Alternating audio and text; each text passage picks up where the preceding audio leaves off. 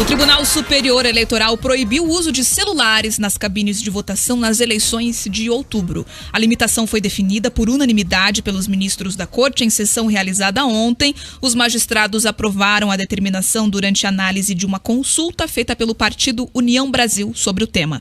A medida, de acordo com o entendimento dos ministros, tem o intuito de evitar coações, fraudes e a violação do sigilo do voto. Conforme a decisão, os mesários estão autorizados e devem reter os celulares ou qualquer outro aparelho dos eleitores que comparecerem às sessões de votação. Uma nova resolução deve ser aprovada na próxima semana pelo TSE para deixar clara essa proibição. Durante o julgamento, o presidente da Corte, Alexandre de Moraes, destacou que o artigo 312 do Código Eleitoral prevê como crime violar ou tentar violar o sigilo do voto, com pena de detenção de até 2 anos. Segundo ele, o eleitor que desrespeitar a regra está cometendo ilícito eleitoral. Nós vamos ouvir agora um trecho, então, do que o ministro Alexandre de Moraes, presidente do TSE, falou durante essa sessão que proibiu o uso de celulares nas cabines de votação. Não é possível e é ilegal a entrada do ingresso com telefones celulares na cabine de votação. A partir disso, lembrava o ministro Ricardo Lewandowski que houve uma flexibilização do Tribunal Superior Eleitoral, em determinado momento, permitindo que ingressasse desde que desligado, desde que no bolso. Obviamente, nós percebemos isso, que isso não é satisfatório, uma vez que o mesário ele não pode ingressar na cabine que é indevassável, ele não pode ingressar para ver se a pessoa ligou ou não o celular. Então, há necessidade, foi também um pedido expresso das polícias militares que realizam esse controle, de vários mesários também, mesários que vêm participando de várias eleições, numa regulamentação expressa por parte desse Tribunal Superior Eleitoral. Os ministros também decidiram por unanimidade ser possível o uso de detectores de metais nas sessões eleitorais, desde que a medida seja justificada pelo juiz eleitoral diante de alguma situação excepcional. Para a gente entender melhor sobre esse assunto, temos ao vivo o convidado, o professor de Direito Eleitoral, Roosevelt Arraes, que vai explicar para a gente sobre os pontos, dessa decisão. Professor, num primeiro momento, boa tarde, muito bem-vindo aqui à PAN News, o RN Opinião. Boa tarde, é uma satisfação falar para todos os ouvintes da Jovem Pan, Beatriz.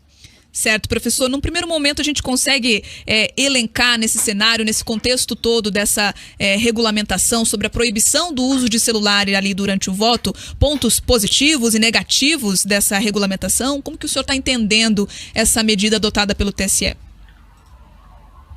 Bem, vamos lá. A legislação dispõe que o voto ele deve ser sigiloso, né? E efetivamente livre. Nós sabemos pela prática, pelo dia a dia, todas as pessoas já ouviram falar de compra e venda de votos, não é? Então, uma das formas antigamente que eram utilizadas para se verificar se alguém estava vendendo o voto mesmo de maneira eficaz, era, por exemplo, o eleitor chegar até a urna, identificar o candidato, por exemplo, pela cor da gravata ou por alguma característica da roupa e depois falar com o candidato e falar, olha, conforme a gente tinha combinado, eu votei em você estava com essas características e o corruptor, o candidato, eventualmente pagava ali a compra do voto, né? O celular tornou essa possibilidade muito mais efetiva, né? Então, eventualmente, se você tiver lá um corruptor, um candidato corruptor que se comprometa a pagar, o eleitor mediante a demonstração de que ele votou efetivamente, e o eleitor pode mostrar isso na câmera do celular, os instrumentos de corrupção eleitoral acabam sendo materializados de uma maneira muito mais ampliada e eficiente, né? Então, ao se proibir o uso do celular dentro da urna, assegura-se, de certo modo, a probidade do exercício do voto, o seu efetivo sigilo e a independência do voto, né? Podemos pensar em outras formas, né? Antigamente nós tínhamos os votos de cabresto, né? Hoje nós temos outras coisas, né?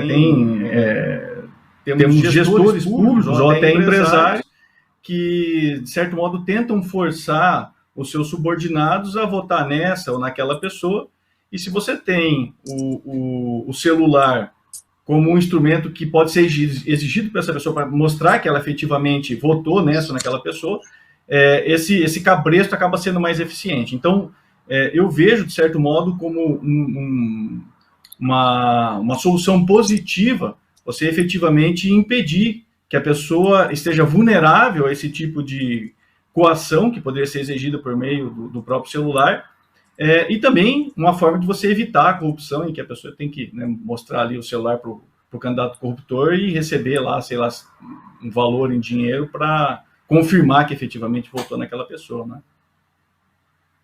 Ok, Mark, tem algum questionamento para o professor? Professor Roosevelt, obrigado pela entrevista aqui na Jovem Pan. Eu queria saber, professor, como é que o senhor está entendendo a metodologia, a forma de como a sociedade está sendo comunicada dessas decisões. Você veja ali que é uma maneira que soa autoritarismo, está proibido e vai ter detector de metal na porta da sessão se for preciso, o mesário tem o poder de reter o celular, enfim, como é que o senhor está entendendo essa forma da comunicação? Não se fala em orientação, não se fala no processo educacional do eleitor, se fala muito em punições só. A gente teve recentemente um presidente do TRE que falou que vai prender o eleitor se o eleitor ali questionar alguma coisa de um defeito na urna, que pode acontecer ou não. Como é que o senhor está vendo essa forma da justiça eleitoral atuar nessas eleições? Mark, você tocou num ponto essencial para o funcionamento de qualquer democracia, não é? Na verdade, de qualquer tipo de regime político, mas na democracia especialmente. A democracia ela funciona com base na confiança. Confiança em quê? Confiança na possibilidade de diálogo, e um diálogo que é mediado por instituições, não é? Então, a grande preocupação é, se nós não estamos nos comunicando bem, seja as instituições do Estado em relação à sociedade, seja os partidos políticos em relação aos eleitores, ou seja, entre os próprios candidatos, né, se esse processo de comunicação ele é falho, aquele que ouve a comunicação simplesmente não consegue entender as razões do porquê se adota esse ou aquele comprometimento, né? E a consequência da perda da confiança na comunicação é que a gente acaba perdendo a confiança em quem emite a comunicação, não é? Me parece que esse problema de comunicação ele vem acontecendo de maneira mais acirrada recentemente, porque o debate também está muito politizado, né? De certo modo, algumas instituições estão um pouco mais arredias com relação a algumas questões, não é? E aí, obviamente, que quando vai se comunicar alguma questão relacionada, por exemplo, a proibição de uso de celular, né, como a comunicação não é feita com todas as informações e os detalhamentos, a gente fica imaginando, por exemplo, que a proibição do uso do celular é porque não pode se filmar a urna, porque você não vai ter a prova de que a urna não funciona, sei lá, ou coisas assim, né? Mas me parece que a questão central aqui, o que realmente importa é garantir a independência do voto, garantir o sigilo do voto. Veja só, se você tem lá um gestor público que é autoritário, não é? E que ameaça os seus cargos em comissão de serem demitidos no dia seguinte à eleição se não comprovarem que votou nele, né? Através do celular. Isso é uma forma de corrupção que o celular vai viabilizar, né? Então, me parece que uma comunicação mais direta, indicando quais são os efetivos propósitos de se adotar uma decisão como essa, permitiria, né, que o eleitor entendesse o porquê disso. E aí, veja, o próprio eleitor está sendo protegido, né, de qualquer tipo de coação, qualquer tipo de abuso, e os candidatos, que são candidatos que jogam a regra como tem que ser jogada, ou seja, sem compra de voto, esses candidatos têm que aplaudir uma situação nessa, né? Quer dizer, se o TSE propõe uma forma de atuação dos mesários que vai dificultar a corrupção, o candidato honesto tem que aplaudir, né? Mas me parece que a nossa comunicação geral, né, no âmbito das instituições, no âmbito da política, no âmbito dos partidos, ela está um pouco complicada, não é, Mark? E aí o que acaba acontecendo é que, em vez de nós termos um processo eficiente de estímulo das pessoas para certas ações, a gente acaba tendo desconfiança e as pessoas, às vezes, acabam achando que estão perdendo alguma coisa, quando, na verdade, podem estar ganhando. Professor de Direito Eleitoral, Roosevelt Arraes, participando com a gente ao vivo aqui no RN Opinião para falar a respeito, né, dessa decisão do Tribunal Superior Eleitoral de proibir o uso de celular nas cabines durante a votação. Já é, então, uma determinação no momento do voto. O eleitor não poderá levar o telefone, mesmo que esteja desligado ou no bolso, na hora de fazer o voto. E, professor, também queria tirar uma dúvida com você a respeito dessa questão da estrutura, né? Durante a decisão dos ministros, foi falado sobre a possibilidade de usar, por exemplo, um detector de metais, mas a gente entende também que, principalmente mais nas cidades do interior, não existe essa estruturação. E aí também acaba sendo correta colocar essa fiscalização nas mãos dos mesários, ou deveria ter algum tipo de estruturação para que essa verificação fosse feita por algum agente de segurança, por exemplo? Com certeza, Beatriz. Normalmente, detector de metal está indicando que você não quer que alguém entre armado no ambiente da sessão eleitoral, né? Quer dizer, eu acho que a grande preocupação é com a segurança dos mesários e com a segurança das pessoas que efetivamente exercerão o direito de votar, né? Então, como é que nós vamos entregar na mão de um mesário, né, ou de algum servidor da justiça que não é preparado para lidar com essa situação, fazer com que essa pessoa aborde alguém que está armado ou não está, né? Sendo que a gente sabe também que algumas pessoas podem andar armadas por dever de ofício, por autorização da Polícia Federal, enfim, dos órgãos de governo, né? Me parece que o TSE deixou isso como uma hipótese, né? Ou seja, ele não fechou a possibilidade de se valer, em algumas circunstâncias, da proibição desse tipo de detecção de metais, né? Mas eu acho que, na prática, nós vamos ter dificuldade de identificar onde é que nós vamos ter esse problema, né? Claro, existem possibilidades, só para noticiar para os ouvintes, né? Existe possibilidade de você criar sessões eleitorais, por exemplo, em locais de encarceramento provisório de pessoas, né? E aí, as pessoas que estão presas provisoriamente ainda têm direito de votar, né? Só os presos definitivos é que não. Mas as pessoas presas provisoriamente têm direito de votar. Num local como esse, você ter um detector de metal, me parece fazer todo sentido, né? E, obviamente, que essas pessoas já estão num local em que você tem a segurança pública que vai conseguir realizar esse tipo de situação. Agora, para outros ambientes, a situação realmente fica complicada de saber como é que vai ser operacionalizado. Ou seja, a questão da estrutura vai pegar, como você mesmo bem apontou, Beatriz. Mark? Professor, eu vou voltar ainda na questão de como a Justiça Eleitoral vem atuando, porque não há um certo exagero, professor, nessa medida, por exemplo. Nós já temos aí há pelo menos 15 anos smartphones popularizados entre a sociedade, que tiram fotos, que filmam, que compartilham nas redes sociais.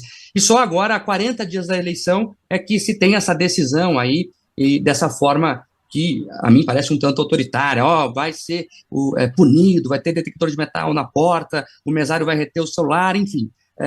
Não há um certo exagero, ou o senhor acha que é importante mesmo essa medida ser tomada agora? Olha, Mike, eu acho que essa medida deveria ter sido adotada lá atrás, sabe?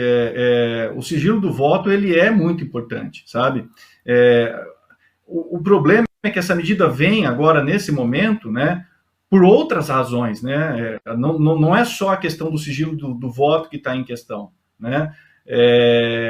Essa questão da proibição do uso do celular, ela vem acompanhada de um outro contexto. Por isso gera um mal-estar, né? Mas, assim, eu entendo que, justamente por conta disso que eu acabei de te falar, né, de tentar evitar o abuso, evitar, eventualmente, a corrupção, que você proíbe o uso do celular, né? Então, vejam só, vamos pegar um exemplo, um caso concreto, né? Uma pessoa humilde, com pouco grau de instrução. O patrão dela fala assim, você tem que votar em tal pessoa, mas eu quero ter certeza que você votou em tal pessoa, ou no político que eu defendo, enfim, né? E aí é só você ir lá filmar o celular e trazer aqui, que tá tudo certo, né? Então, vejam o poder que alguém que tem ascensão econômica ou que alguém tem ascensão política sobre um eleitor mais simples, o poder que essa pessoa tem, não é? Então, por isso eu digo, se a gente fosse tratar sobre a questão do sigilo, e o sigilo como um instrumento importante de independência e de liberdade do eleitor, o uso do celular na urna eletrônica jamais deveria ter sido permitido. Né? Quer dizer, o sigilo é sigilo, você não pode ter aquela situação ali de repente ficar à mercê de um terceiro querendo conferir o seu celular para ver se você votou nesse ou naquele. Mas você tinha tocado na pergunta anterior, que me parece a questão da comunicação. Quer dizer, nós temos um outro contexto, né, no momento político atual que está trazendo, né, eventualmente está trazendo essa discussão do celular por conta de outros problemas. Né? Então, me parece que, olhando no contexto geral, né, o que gera essa percepção de autoritarismo é que existem outras questões envolvidas, sabe, Marcos? E não só, como eu disse, não só a questão de entrar lá e votar lá no seu espaço, lá onde está a urna. E, professor, fugindo um pouquinho desse tema, né, específico dos celulares, mas que também é um assunto que agora está em alta por conta também das definições dos ministros do TSE, é a questão das armas, de proibir que pessoas que possuem o porte, como caçadores, colecionadores, estejam armados no dia das eleições, levem as armas, enfim, para fazer o voto. É claro que todo e qualquer tipo de violência envolvendo a política não é algo que a gente queira, né? Inclusive algo que deve sim ser coibido, mas a lei eleitoral ela já diz algo sobre isso ou é realmente uma novidade? Veja, a pessoa que tem autorização para o uso de arma, ela tem autorização para o uso dessa arma sob algumas circunstâncias. Se o órgão que autoriza a pessoa a utilizar a arma não condiciona a pessoa a estar ou não estar com arma lá no ambiente de votação, né? Então, qualquer coisa que vá além disso me parece que está violando a competência do órgão que autorizou o uso da arma. Né? Eu lembro que, por exemplo, com relação a atiradores desportivos, ela tem uma regra, quer dizer, você pode trafegar com a arma sob certas circunstâncias, com certo número de munições, elas têm que estar condicionadas de um jeito X, Y, Z, enfim. Se a pessoa está cumprindo essas determinações do órgão que é responsável pela questão das armas, me parece que a determinação que tem que ser respeitada é do órgão que trata da questão de armas. Isso é diferente de presumir que alguém que tem uma arma simplesmente vai praticar violência no dia da eleição. Perfeito, professor. Muito obrigada, então, pela participação. Agradeço a sua atenção com os ouvintes da Pan News aqui do RN Opinião, com informações esclarecedoras e muito importantes a respeito dessas novas definições na legislação eleitoral. Obrigada, professor. Eu que agradeço, Beatriz, Mark, sempre estarei à disposição da Jovem Pan e dos ouvintes. Excelente. Agora, 4h55.